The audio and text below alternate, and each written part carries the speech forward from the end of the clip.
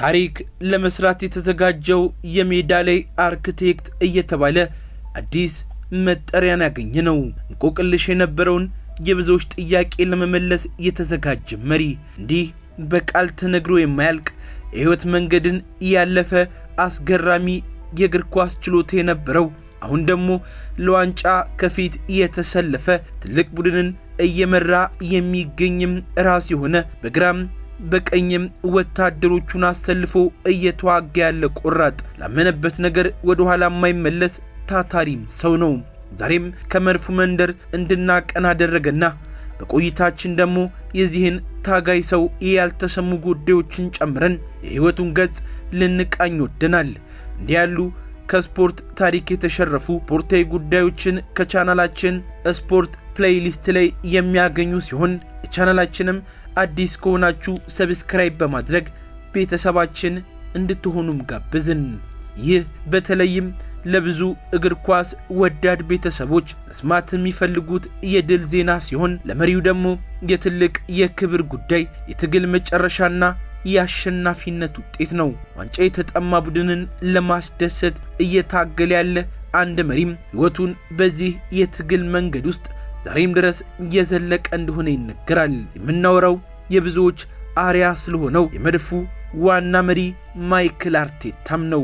ከስፔን ከሰባስቲያን የፈለቀው ሚካኤል አርቴታ የልጅነት የፕሮፌሽናል የእግር ኳስ ህይወቱ በሁለት ታላላቅ ምዕራፎችም የተከፈለ ጭምር ነው። አንዱ በብዙ የአውሮፓ ሊጎች የተንከራተተ ዋና ቦታን ለማግኘት አቅሙን እያሳደገ የለፋበት የተጫዋችነት ጊዜ ሲሆን፣ ሌላኛው ሁለተኛው የህይወቱ ምዕራፍ ደግሞ በድንገት ከአርሰናል ጋር ዛሬ ድረስ ያለበትን የስኬታማ የአሰልጣኝነት ጉዞም ይሆናል።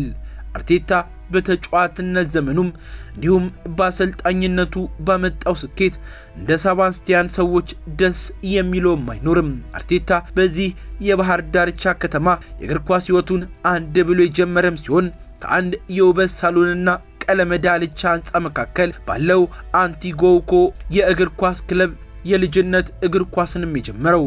እናም ኳሷን እያንጠባጠባት ከዛ ጊዜ ጀምሮ ሲሆን እግር ኳስ ህይወቱ በታዋቂው ባርሴሎና ላማሲያ የኮከቦች ወጣቶች አካዳሚ ዋነኛው ጅማሮ ሲሆን፣ ምንም እንኳን በቡድኑ ጥሩ የተባለ አቅሙን ቢያሳይም ሜዳ ላይ ግን እድልን ሊያገኝም አልቻለም ከወዳጅነት ጨዋታም በቀር።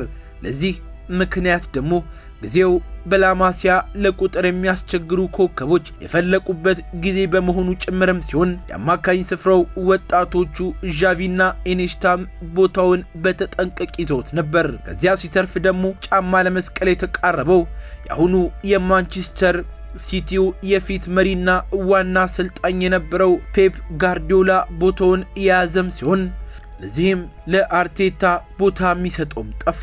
እናም ይህንን አቅም ሌላ ቦታ ማሳየት ነበረበትና ባርሴሎና ወደ ፒኤስጂ በውሰት በመስጠት አርቴታ ወደ ፒኤስጂ እንዲያቀና ተደረገ። ሮላንዲኒዮ፣ ጄጄ አኮቻና ኮላስ አኔልካ በወቅቱ የፒኤስጂ ተጫዋቾችም ነበሩ።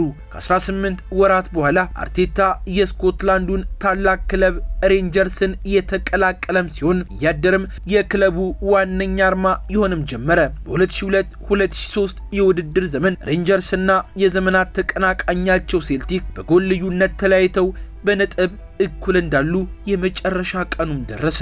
ሬንጀርስ በመጨረሻው ደቂቃ የፍጹም ቅጣት ምት ያገኘም ሲሆን ይቺ ኳስ መረቡን ከነካች ዋንጫውን የአርቴታና የሬንጀርስም ይሆናል። የ21 ዓመቱ አርቴታ ኳሳን ታቅፎ ወደ ፍጹም ቅጣት ምት መምቾም ያመራል።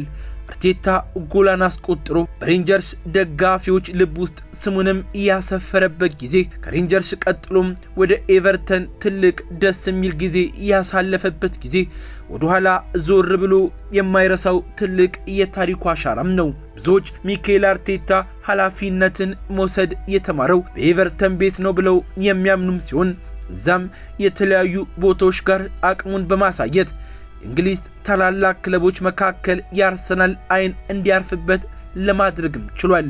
ከዛም ነሐሴ 2011 አርቴታ ወደ አርሰናል አቀና። በወቅቱ አርሰናል ወደ ማንቸስተር ዩናይትድ ሜዳ አቅንቶ 8-2 ተሸንፎ የነበረበትና መሪ የሚያስፈልገው ጊዜ የነበረም ሲሆን ለዚህ ሁነኛ ሆኖ የመጣው አርቴታ ነው። ዛሬም ያንን ጊዜ በፍጹም አይረሳውም። ልክ አሁን አርሰናልን በኃላፊነት መርቶ እንዲያለ ከባድ ቡድን እንደመሰረተ ያኔም ምሰሶ እንዲሆን መርጠውት በአርሰን ቬንገር ጥላ ስር የነበረው አርቴታን የቡድኑ አምበል አድርገውት ከፍተኛ የሆነ የስነ ልቦና ጫናን ለቡድኑ እንዲፈጥርም አደረገ። እናም የዛን ጊዜ ሳይሆን አይቀርም አርቴታ ወደ አሰልጣኝነት ይሸፍትም የጀመረው። ነገሮች የተጫዋችነት ዘመን እንዲሁ በአርሰናል ቤት የሚደምቅ ባይመስልም እሱ በተጫዋችነት ዘመን ግን ብዙ ሂደቶችም አለፉ። የሱ ጽኑ ፍላጎት ግን ጫማ ሰቅሎ ትልቅ አሰልጣኝ መሆን ከጀመረ የሰነባበተም ሲሆን አርቴታ ጫማ ሰቀል ባለበጥቂት ጊዜ ውስጥም ወደ አሰልጣኝነት ሽግግርም ያደርጋል።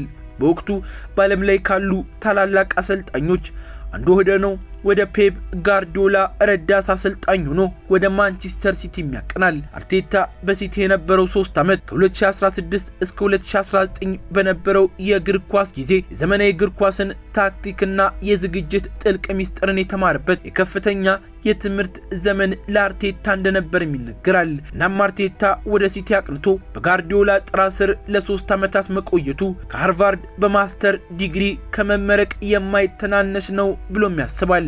ታህሳስ 2019 አርቴታ በዋና አሰልጣኝነት ወደ ክለቡ የተመለሰበት ጊዜም ሲሆን የአርሰናል ዋና አሰልጣኝ ሆኖ ሲሾም ክለቡ በጥልቅ የለውጥ ጉዞም ላይ ነበር። አርቴታ ክለቡን ወደ ቀድሞ ክብሩ ለመመለስ እንደ ብሎ እቅድ ይዞ የመጣም ሲሆን ከዚያም በመጀመሪያ ዘመኑ ማንቸስተር ሲቲን ረድቶ ለፍጻሜ በመድረስ የኤፍኤ ዋንጫንም ያነሳል። መንገዱ ግን አልጋ ባልጋ አልሆነለትም። በተከታታይ የውድድር ዘመን 8ኛ ሆኖ የጨረሱት አርሰናሎችም በ2021-2022 የውድድር ዘመን መጀመሪያዎቹን 3 ጨዋታዎችን ተሸነፉ። በወቅቱ አንድ በየነ መረብ ላይ የተሰበሰበ የህዝብ ድምጽም 70% የአርሰናል ደጋፊዎች ክለቡን ለቆ እንዲወጣ ከፍተኛ ሮሯቸውን አሰሙ። ነገር ግን ፈተናን ማለፍ እዛ በጨቅላነቱ ባላማሲያ የተማረው አርቴታ በጮት ያልተረታ ዶዚልና ኦባሚያንግ ያሉ ኮከብ ተጫዋቾችን አስተናብቶ በወጣቶች የሚመራ ቡድንን ይሰራም ያዘ። አርሰናል 2022-2023 የውድድር ዘመን አብዛኛውን ክፍል ሊጉን ሲመራ ቆይቶ በመጨረሻዎቹ ሳምንታት የሲቲን ግስጋሴ መቋቋም ካቃተው በአስተማሪው ከተበለጠና ዋንጫን ማሸነፍ ቢያቅተውም ብርቱ ተፈካካሪም ሊያደርገው ችሏል።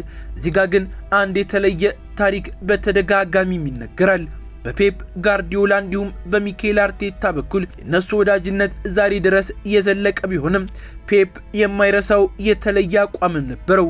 በሲቲ የረዳትነት አሰልጣኝ ዘመኑ አርቴታ አርሰናል ላይ ጎል ሲያስቆጥር ማንቸስተር ሲቲ እሱ ብቻ ነበር የሚከፋው ሲልም ነገሩን በተደጋጋሚ ያነሳዋል።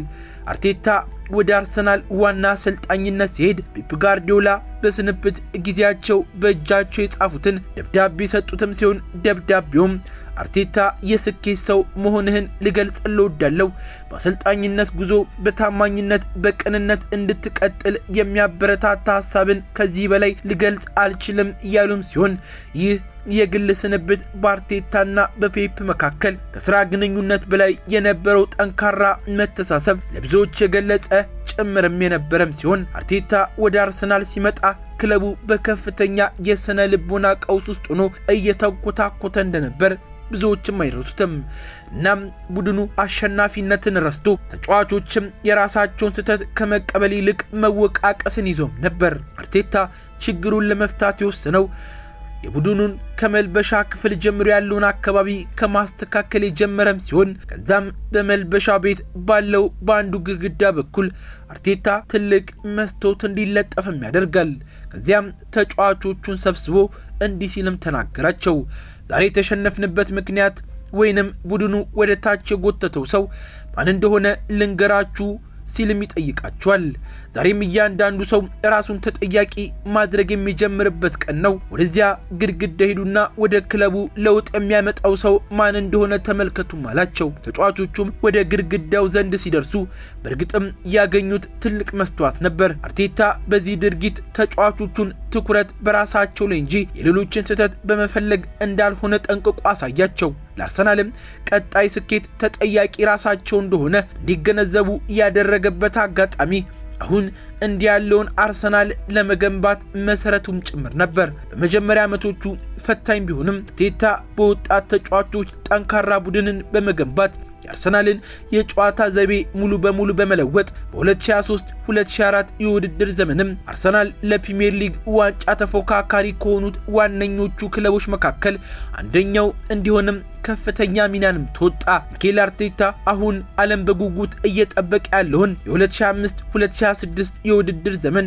በአንደኝነት እየመራ የሚገኝም ሲሆን አሸናፊ የሚሆን ከሆነ ለብዙ የመርፉ ደጋፊዎችና ችት ለበዛባቸው ለሌሎች አሰልጣኞች አርያ እንደሚሆንም ይጠበቃል። የእግር ኳስ ሕይወቱ እንዲህ ባጭሩ ያቀረበን ቢሆንም ሌሎች ከሜዳ ውጪ የሚኬል አርቴታ አስገራሚ ሕይወትን በሌላ ፕሮግራማችን የምናደርሳችሁም ይሆናል። በድጋሚ ለቻናላችን አዲስና እንግዳም ከሆናችሁ ሰብስክራይብ በማድረግ ቤተሰባችን እንድትሆኑ ጋበዝን። ለዛሬም አበቃን።